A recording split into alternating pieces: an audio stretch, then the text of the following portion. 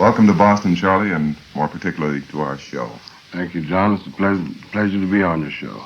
We thought that with an unusual guest, perhaps we'd try a few unusual things this evening, and so I've given you practically no indication of the sort of questions I'm going to ask you, or for that matter, of the type of music that I'm going to play for you. Although, of course, in discussing it briefly last night over at the Hi-Hat, where you're appearing, incidentally, through when? Through Sunday. Sunday night, and you have an afternoon session. Yes, it's an afternoon session. They're running from 4 till 8. Well, I'm sure that many of our listeners will want to drop in and catch you either tonight, tomorrow afternoon, or tomorrow evening at the Hi-Hat at Columbus and Massachusetts Avenue, because I know that they'll be in for a very good show. Well, as I started to say, in the brief talk we did have a chance to have last night, I did find out a few of the artists that Charlie Parker himself listens to, including some of the music of a different nature that may surprise some of our listeners. So, if you're game, I'm set to play something for you to get the ball rolling. You set to listen? All right, Johnny, go ahead. All right, let's try this. I don't know quite what to ask you about that selection. Are you familiar with it? Yes, that's one of Bartok's works. I forget the name, but Bartok is my favorite, you know. Well, that was one of the things I picked up yesterday in the brief chance we had to get together. That in particular was just a very small fragment from one of my favorite works, incidentally, the concerto for, no, it's not a concerto. It's music for stringed instruments, percussion, and celesta. Yeah. Well, the reason I chose that particular little portion of it was because of its violent rhythmic ideas that he brings out in that. And so if you'd like to say a few words about your favorite composer, why, go right ahead. Well, as far as his history is concerned, I read that he was Hungarian born. He died in American exile, at General Hospital in New York in 1945. At that time, I was just becoming introduced to modern classics, contemporary and otherwise, you know. And to my misfortune, he was deceased before I had the pleasure to meet the man. But as far as I'm concerned, he is beyond a doubt one of the most finished and accomplished musicians that ever lived. Well, now, you made a very interesting point then when you said that you heard him in 1945. Yeah. Because this brings up a question that I'd like to ask you, and if some of these questions sound as though I wrote them out ahead of time, I did. At a certain point in our musical history, prior to 1945, as a matter of fact, you and a group of others evidently became dissatisfied with the stereotyped form into which music had settled. So you altered the rhythm, the melody, and the harmony rather violently, as a matter of fact. Now, how much of this change that you were responsible for do you feel was spontaneous experimentation with your own ideas, and how much was the adaptation of the ideas of your classical predecessors, for example, as in Bartok? Well, it was 100% spontaneous. 100%. Not a bit of the idiom in which music travels today, known as progressive music, was adapted or even inspired by the older composers, Well, our predecessors. It is rather strange. We have this almost a progressive series of, not coincidences, but where one follows the other. For example, after Debussy, considerably after, you have piano players like Errol Garner, who is respected, of course, by a great many people. But, and even earlier than that, the trumpet playing of Bix Beiderbecke and his piano composition were so largely taken, from the Debussy form. Mm-hmm. They're very impressionistic, lush, rippling chords and clusters of chords, and even the titles of things like In a Mist and Clouds remind you of Debussy. And I just wondered whether, in this case, it was partly the same thing, or whether this was actually spontaneous. Well, I'm not too familiar with the Beiderbecke school of music, but the thing that's going to happen now, known as progressive music, or by the trade name Bebop, not a bit of it was inspired or adapted from the music of our predecessors, Bach, Brahms, Beethoven, Chopin, Ravel, Debussy, Shostakovich, Stravinsky, etc.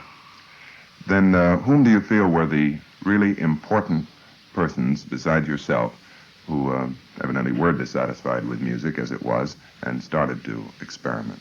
Well, let me make a correction here, please. It wasn't that we were dissatisfied with it. It was just that another conception came along, and this was just the way we thought it should go. But during that time, this happened in 1938. It's a little bit before 45. That's why I said it was interesting that you come in. Dizzy Gillespie, Thelonious Monk, Kenny Clark, it was Charlie Christian, 37, I guess. It was Bud Powell, Don Byers, Ben Webster, yours truly. Mm-hmm. The storybook names, the ones that we read about in our musical history books of that time. Well, now I know it's difficult to sort of categorize musicians and schools of music, but in thinking this over, I did sort of group what we hear today into about 7 different categories, and I'd like to ask you what you feel not only about the music, but about the future of each of these forms. For example, taking the earliest, just straight Dixieland. I mean, you do hear that today. Yeah. It's featured in a lot of clubs. Now, do the musicians who play it merely satisfy the demand of the college crowd or whoever it is that particularly wants to hear that, or do they honestly want to play that? Well, I'd rather say that they honestly want to play that. That's their conception. That's their idea. That's the way they think it should go. So they render, likewise.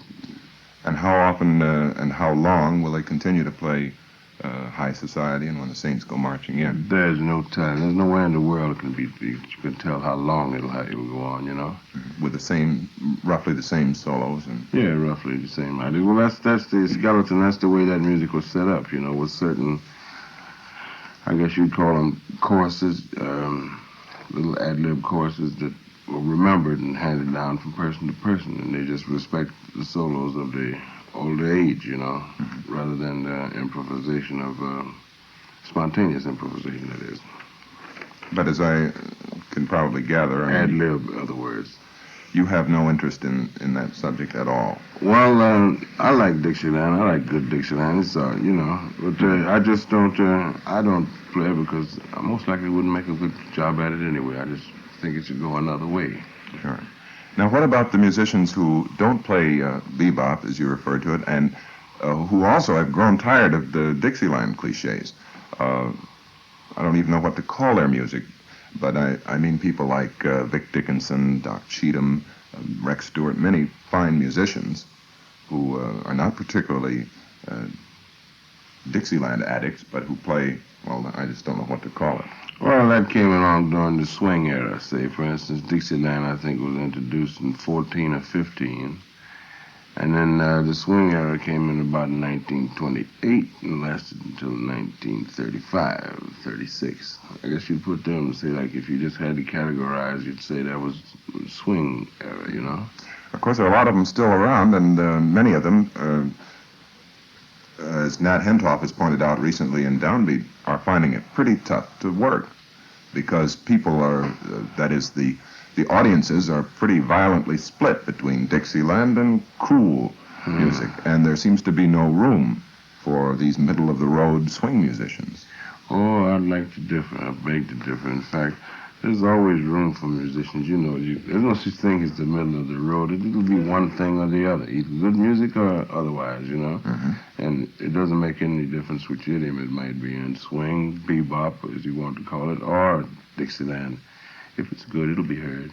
Mm-hmm. What about the musicians who are in on the growth of bebop, but who quickly standardized a few cliches and now cater exclusively to the go crowd? Is that just a fad, or are we going to have that with us for some time? That I wouldn't know either, since I don't cater to that particular thing. I wouldn't know. But, as far as I'm concerned, I think it's just rather more or less the way a man feels when he plays his instrument. If he feels that, it will stay. If he's just trying to commercialize on it, it'll most likely vary from one thing to another. Another group might be the experimenters, and I dreamed up my own term, classical jazz, those who are well-schooled and have adapted a number of things that they've been taught into their music. I'm speaking particularly of Dave Brubeck and Jerry Mulligan. Jerry Mulligan, who was devoted almost entirely to a real contrapuntal music without even having a piano to lend any homophony to the things he plays. What do you feel about them? Well, the two men you mentioned being extremely good friends of mine, even if they weren't friends of mine, I'd find their music very, very interesting. Not only from an intellectual standpoint, it's very intelligent music and it's very well played. It's got a lot of feeling and it isn't missing anything. It's definitely music, 100%. Would you feel yourself fitting into a group like that if you, played with them? Oh, I imagine I could become acclimated. Yes, I would like something like that. Mm-hmm. Another group might be called the avant-garde, as primarily exemplified by Lenny Tristano. Mm-hmm. There we have what they try to do occasionally, complete collective improvisation with no theme, no chorus, no chord changes on which to work, just 6 men or whatever it may be, improvising together. Is that, it's always struck me as being extremely difficult to understand how it's possible in the first place. No, those are, just like you said, mostly improvisations, and if you listen close enough, you can find the melody traveling along with any series of chord structures, and rather than to make the melody predominant in the style of music that Lenny and them present, it's more or less heard or felt. Well, I refer more particularly to, they made one record called Intuition, and I've heard them do it in concert, in which they start off with no key, no basic set of chord changes or anything. Uh-huh. Well, there must be a build-up to the both the key signature and the chord structure that tends to create the melody As they go along. Yes. Then there is sort of a field apart, including, they're mostly individuals who stick out, like Duke Ellington, Ralph Burns writing for Woody Herman, and Stan Kenton, whom you expressed an interest in. Yes. I think before we go any further, I'd like to get your comments on a particular Stan Kenton record, if you'd like to listen to one now.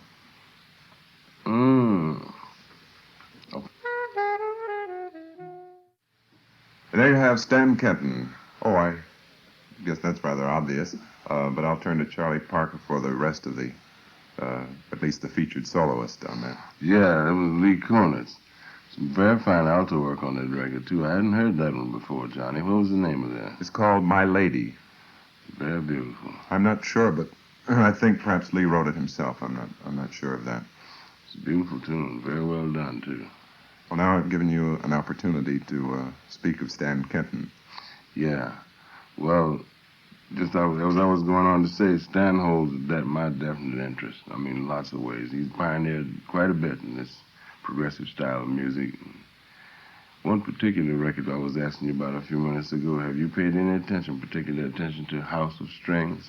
We haven't played House of Strings. We did play City of Glass not too long ago, and we had a very interesting discussion here with Nat Hentoff and Rudolph Ely, the music critic of the Herald and Traveler. Yeah. But adding a little more to that, I would like just to mention an article in this current issue of Downbeat magazine written by Leonard Bernstein, in which, in the course of discussing a number of things, he mentions this. And I'd just like to read this to you for your comments. All right. Pretentiousness means calling attention to oneself. It means the guy is saying, "Look at me, I'm modern." And I think that's about the most old-fashioned attitude anyone can assume. I found that about Kenton. It's modernistic, like old-fashioned modern furniture, which is just unbearable. It's modern. Composition is an important word. It means that somebody has to make a piece which is a work which hangs together from beginning to end. Now, I think in particular he's referring to things of that nature, House of Strings, City of Glass, which are completely scored with perhaps little opening for improvisation by any soloist. No, well, you had two factors moving there. You said Nat wrote that? No, this is written by Leonard Bernstein. Anyway, Leonard Bernstein, yeah.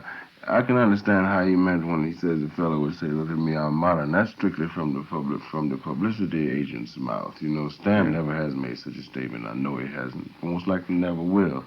But he's still done many things, many good things toward the pioneering of this music, introducing of strings, different instrumentations, different chord structures, and just pioneering in general. He's definitely an asset to the music. What do you feel about a longer piece of music which is completely scored, which doesn't leave any opening for improvisation? Is that still jazz? Or do you then take Depends it on how out? it's written. It could be, yes. I see. Well, what about your own group, the people you work with, the other musicians who started with you? Uh, I've noticed that, for example, you play Anthropology and 52nd Street Theme, perhaps, but they were written a long time ago. What is to take their place and be the basis for your future? That's hard to tell, too, John. See, like your ideas change as you grow older. Most people fail to realize that most of the things that they hear either coming out of a man's horn, ad lib, or else things that are written, say original things. I mean, they're just experiences, the way he feels, the beauty of the weather, the nice look of a mountain, maybe a nice, fresh, cool breath of air. I mean, all those things, you can never tell what you'll be thinking tomorrow, but I definitely can say that music won't stop. It'll keep going forward. And you feel that you yourself change continuously. I do feel that way, yes. And in listening to your earlier recordings, you become dissatisfied with them? Do you feel that? Well, I still think the best record is yet to be made, if that's what you mean. That's about what I mean. And I I understand see. that you have something new in the offing. Yes, we did a day 2 weeks ago, Monday, with 12 voices, clarinet, flute, oboe, bassoon, French horn, and 3 rhythm. I have hopes that they might sound okay. Well, we'll be very, very much interested in hearing them when they do come out. In the concluding moments of our show, I would like to play something else that I'm reasonably sure you haven't heard, which might be considered a salute to you. We won't have time to hear it all, but I'm sure you'll be interested in at least hearing a bit of Stan Getz and his Parker 51.